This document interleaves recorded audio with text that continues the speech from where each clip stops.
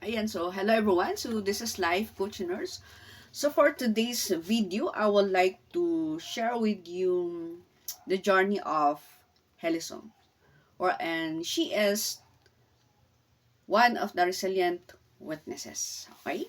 So Helisong's journey reveals that even how extreme crisis is, it can catalyze spiritual awakening.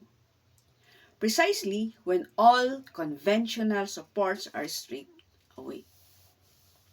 So her pattern demonstrates that when external identities and securities collapse, previously unrecognized interior capacities can emerge.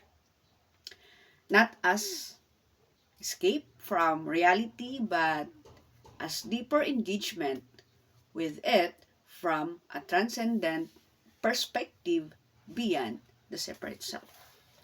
Yes, oftentimes,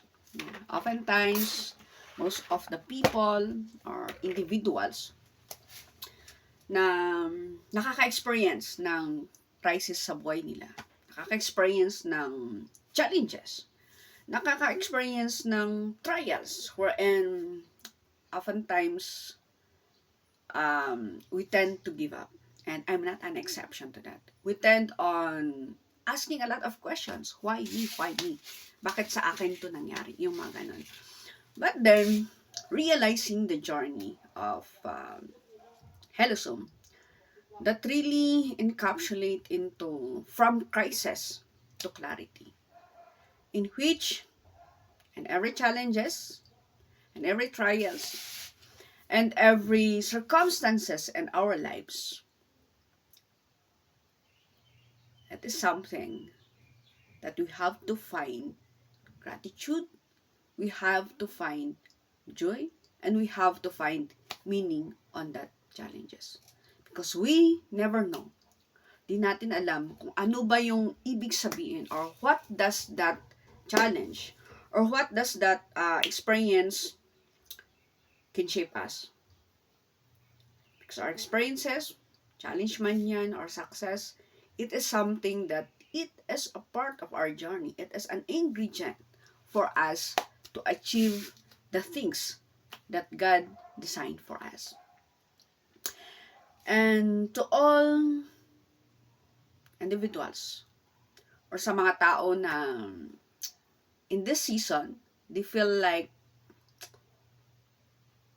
those trials, those challenges are hard to overcome. And maybe in the season, you are looking for support. You are seeking for support. You are seeking for a space. You are seeking for um, guidance sa journey nyo. And maybe in your current space, hindi mo siya makita. But then, in this season, you bump into this video. You bump into the space of the digital space dito sa Facebook. And this is something that I can really encourage you.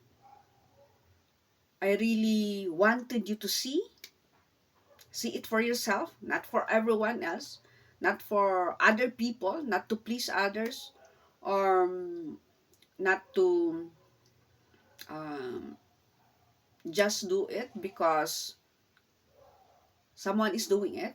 No, it's not. I would like you, or I would like to invite you in a sacred space or in a sacred sanctuary getaway experience. Wherein in this space, it is a moment for us to be away from all the distractions, from all that we are experiencing right now, or for all, distractions, discouragement, rejections, or discriminations, and our place in our current state. And I would like to invite you for a secret experience. Secret experience.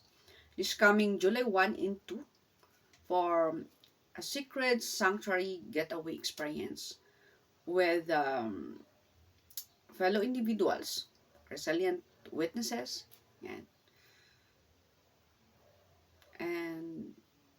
for those people that they feel emptiness. They feel that in spite of their successes in life, in spite of their achievement in life, is that they still feel emptiness. They still feel something is missing. And I do believe this secret sanctuary getaway experience is something that you need in this season.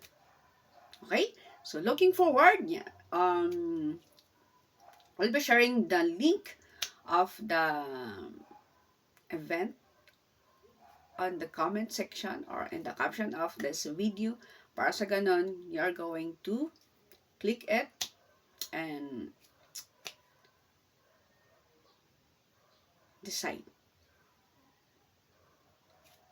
to reserve your spot, your secret spot in that getaway.